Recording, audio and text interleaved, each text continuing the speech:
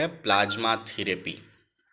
मैंने कई बार कहा था कि प्लाज्मा थेरेपी क्या है, उसके बारे में आज डिटेल में बात की जाएगी। तो देखिए, हमारा जो ब्लड होता है वो दो कंपोनेंट से मिलकर बना होता है। एक तो होती हैं ब्लड सेल्स और दूसरा होता है प्लाज्मा। और प्लाज्मा हमारे ब्लड में 55% 55% होता है, और जो ब्लड सेल्स होती हैं वो केवल और केवल 45% होती हैं। तो दोनों के मिलने से हमारा ब्लड बनता है। तो इसमें जो 55% प्लाज्मा है, आपको सबको पता होगा एक हेल्दी ह्यूमन के अंदर या एडल्ट के अंदर कितना ब्लड होता है, तो 5 से 6 लीटर। इसी प्लाज्मा में एंटीबॉडी का निर्माण होता है। यदि बाहर से कोई भी प्रोटीन आती है या कोई भी वायरस आता है आपके शरीर पर अटैक करता है, तो इसी में एंटीबॉडी का निर्माण होगा उस वायरस के खिलाफ, जो उससे बाद में लड़ता है और उस वायरस या बाहरी प्रोटीन को मारने का कार्य करता है। तो इसी प्लाज्मा थेरेपी को, जिसमें एंटीबॉडी हो, प्लाज्मा थेरेपी कहते हैं। अब दिल्ली में मैक्स हॉस्पिटल में सबसे पहला मरीज, भारत का पहला मरीज जिस पर ट्रायल किया गया, और उसे आईसीएमआर ने अनुमति नहीं दी थी। वो केवल मानवीय आधार पर, ह्यूमैनिटेरियन बैकग्राउंड पर उसे अनुमति मिली थी, और उसके लिए डोनर की व्यवस्था उस पेशेंट के लिए उसके घर वालों ने किया था। और वो जो एडल्ट था वो वेंटिलेटर पे था। प्लाज्मा थेरेपी के बाद इतना अच्छा सक्सेस रेट रहा कि वेंटिलेटर से उस मरीज को हटाया जा चुका है और वो रिकवर हो चुका है। आप सोच सकते हैं कितना बढ़िया प्लाज्मा थेरेपी ने कार्य किया। अभी तक पूरे भारत में 30 हॉस्पिटल ने प्लाज्मा थेरेपी की अनुमति मांगी है, लेकिन कुछ ही हॉस्पिटलों को अभी तक मिल पाया है। जैसे इंस्टीट्यूट ऑफ बिलियरी साइंसेज जो दिल्ली में है, इसे अनुमति मिली हुई है, लेकिन दिक्कत क्या आ रही है प्लाज्मा थेरेपी में, डोनर नहीं मिल रहे हैं। अब प्लाज्मा थेरेपी का डोनर कौन होता है उसको मैं बता रहा हूँ। जो भी मरीज ठीक होकर के घर जा चुके हैं, जितने भी पेशेंट ठीक होकर के घर जा चुके हैं, सिर्फ उन्हीं के शरीर में एंटीबॉडी होती है। तो ये सब क्या होते हैं, प्लाज्मा थेरेपी के सबसे अच्छे डोनर होते हैं। डॉक्टर संदीप बुद्धिराजा जो आईबीएस के हैं, उन्होंने बताया है कि प्लाज्मा थेरेपी में केवल 400 ml प्लाज्मा निकाला जाता है। और पता है आपको कि ब्लड का दो कंपोनेंट मैं फिर से बता रहा हूँ होता है, 45% जिसमें ब्लड सेल्स और 55% प्लाज्मा होती हैं। तो इस प्लाज्मा को अलग करके मरीज में देने पर उसमें एंटीबॉडी पहुँच जाती है और वो वायरस से फाइट करती है, जिससे उसे आसानी से बचाया जा सकता है। और विशेष तौर से जो मरीज वेंटिलेटर पे हैं उनके लिए प्लाज्मा थेरेपी का प्रयोग किया जा रहा है। तो डॉक्टर संदीप बुद्धिराजा कहते हैं कि किसी भी डोनर से यदि आप 400 ml वो प्लाज्मा दे देता है, तो 2 मरीजों को आप प्लाज्मा दे सकते हैं। 200 ml एक और कोरोना वायरस पेशेंट को और 200 ml दूसरे को। तो बड़े आराम से 2 मरीजों को बचाया जा सकता है। लेकिन अभी केवल क्लिनिकल ट्रायल चल रहा है और कुछ ही हॉस्पिटलों को अनुमति मिली है। जैसे एक institute of biliary centre Delhi का जो है उसे अनुमति मिली है, दूसरा एक मुंबई का हॉस्पिटल है, तीसरा एक केरला का हॉस्पिटल है। तो 30 हॉस्पिटल चाह रहे हैं कि प्लाज्मा थेरेपी की उन्हें अनुमति दी जाए। अब इसके ट्रायल में दिक्कत क्या है? प्लाज्मा थेरेपी की सबसे बड़ी समस्या है डोनर। अभी तक भारत में 4578 लोगों का सफलतापूर्वक इलाज हो पाया है। तो सिर्फ यही लोग जिनका ट्रीटमेंट हुए 14 दिन से ज़्यादा, 21 दिन से ज़्यादा हो गया है तो और बढ़िया है, 14 दिन से ज़्यादा हो गया है, सिर्फ वही लोग प्लाज्मा डोनेट कर सकते हैं अपना प्लाज्मा। सभी तमाम मरीज मना कर रहे हैं कि हम अपनी प्लाज्मा नहीं दे पाएंगे। तो कई लोग कह रहे हैं कि मैं अभी, मेरा कंडीशन सही नहीं है। कुछ लोग बहाना कर रहे हैं मेरे परिवार वाले अनुमति नहीं दे रहे हैं प्लाज्मा डोनेशन का। तो ऐसे तमाम बहाने किए जा रहे हैं, बट मेरा मानना है हम लोग खुद ही ब्लड डोनेट करते। हर एक डॉक्टर 4 से 5 यूनिट लगभग 5-6 सालों में एमबीबीएस के दौरान डोनेट कर देता है। तो इससे ज़्यादा फर्क नहीं पड़ता है, 5 से 7 दिन में ही पूरा ब्लड वापस आ जाता है।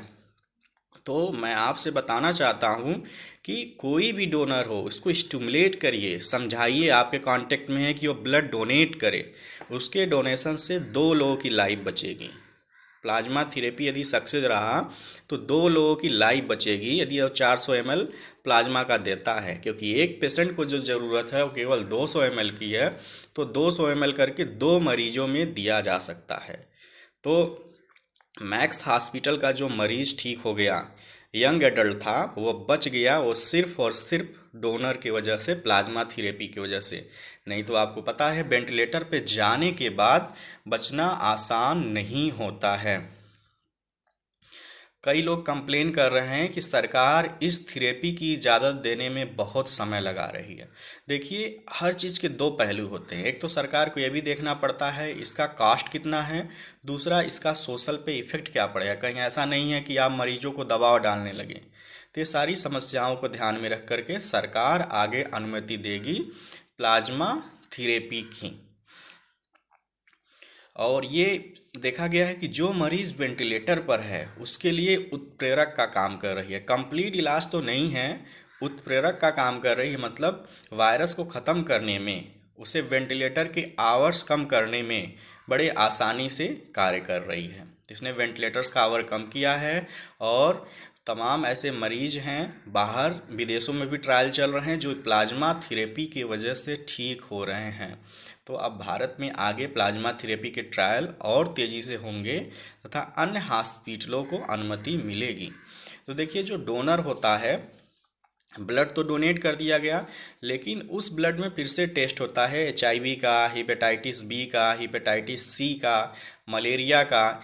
यदि ये और इवन विडाल टेस्ट किया जाता है, ये सब चीज़ें नहीं पाई जाती हैं, तभी उसका प्लाज्मा जो व्यक्ति वेंटिलेटर पे है उसे दिया जा रहा है।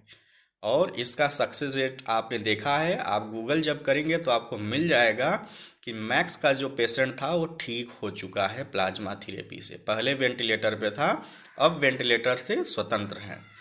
और जो इसकी समस्याएं हैं, एक तो डोनर ना मिल पाना, अभी हमारे यहाँ केवल 4500 सफलतापूर्वक इलाज किया जा चुका है। और जिसमें से इसके लिए डोनर होने की जो पहली शर्त है, मरीज जो पेशेंट है उसका कम से कम 2 सैंपल निगेटिव हो। फिर से उसका टेस्ट किया जाता है और 2 सैंपल निगेटिव होने पर ही आगे बढ़ाया जाता है इलाज के लिए। ओरोफेरिंजियल सैंपल लिया जाता है और उसे कोरोना वायरस के टेस्ट के लिए भेजा जाता है। यदि दोनों सैंपल निगेटिव आते हैं तभी उससे प्लाज्मा लिया जाता है और उस प्लाज्मा से आगे इलाज किया जाता है। तो ये सब इसके ड्रॉबैक थे जिसकी वजह से उतनी सक्सेस तो नहीं रही, लेकिन पेशेंट जिस हिसाब से रिकवर हो रहे हैं, भारत में बहुत अच्छा ऑप्शन बन सकता है प्लाज्मा थेरेपी। तो आप प्लाज्मा थेरेपी का आगे भविष्य उज्ज्वल है, आगे बहुत ज़्यादा लेवल पे एक्सपेरिमेंट किया जाएगा इस पर। और इसी तरीके से डॉक्टर एस के सरीन हैं, उन्होंने साफ साफ कहा है कि hospital institute of liver and biliary sciences के हेड हैं डॉक्टर एस के सरीन। उन्होंने बोला है कि बहुत से ऐसे हॉस्पिटल हैं जो व्यक्ति इस पे काम करना चाहते हैं, लेकिन दिक्कत ये आ रही है उन्हें डोनर नहीं मिल पा रहे हैं। जो इलाज करके जा रहे हैं, जब उनसे कांटेक्ट किया जा रहा है तो वो मना कर दे रहे हैं, डोनर बनने के लिए तैयार नहीं हैं। अतः आपके आसपास जितने भी ऐसे लोग दिखें उनको स्टिमुलेट करिए ताकि वो हॉस्पिटल जाएं और इलाज अपना करवाएं। अब आते हैं दूसरी ड्रग जिसका नाम है सेप्सीवैक, और इसे कैडिला कैडिला एक कंपनी है उसने बनाया है। और सेप्सीवैक से पहले भी सेप्सिस का इलाज किया जाता रहा है। सेप्टिसीमिया का जो केस होते थे जिसमें सेप्सिस पाई जाती थी, मीन्स टोटल ल्यूकोसाइट काउंट 12,000 से ज़्यादा और उसका रेस्पिरेटरी रेट 22 से ज़्यादा मिले, टैकीकार्डिया मिले, हार्ट रेट बहुत तेज़ी से चलता हो, प्लस ये तीनों फीचर्स, फीवर, कफ, ड्राई कफ, ये सब हो, तो ऐसे पेशेंट को रखा जाता है। SpO2 90 से कम हो तो ऐसे पेशेंट को माना जाता है कि सेप्सिस का केस है। हो सकता है ड्राउजीनेस भी मिल सकता है। तो इन सभी मरीजों के इलाज के लिए जो नई ड्रग कंपनी है उसका नाम है सेप्सीवैक। इसे कैडिला ने बनाया है और ये अब ट्रायल के लिए कई हॉस्पिटलों में उपलब्ध है। जैसे इसका ट्रायल एम्स दिल्ली में 50 मरीजों पर होगा जो वेंटिलेटर पे, एम्स भोपाल में होगा, और PGI चंडीगढ़ में भी इसका ट्रायल होना शुरू हो गया है।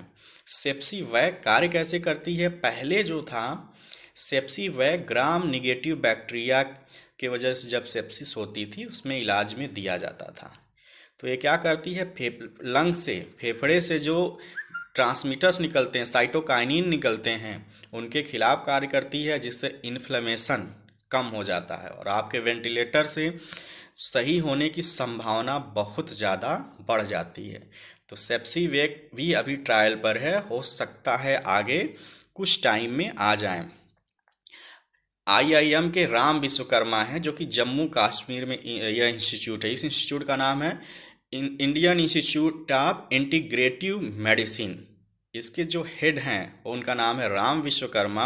उन्होंने कहा है कि ये पहले से बनी हुई ड्रग है और मरीजों पे इसका असर दिखेगा, तो हमें इसे बनाने की ज़रूरत नहीं पड़ी है। सेप्सीवैक पहले से हमारे पास है, तो सेप्सीवैक से भी इलाज किया जा सकता है। पहला मैंने बताया प्लाज्मा थेरेपी, जिसकी वजह से एक मरीज ठीक हो चुका है मैक्स हॉस्पिटल का।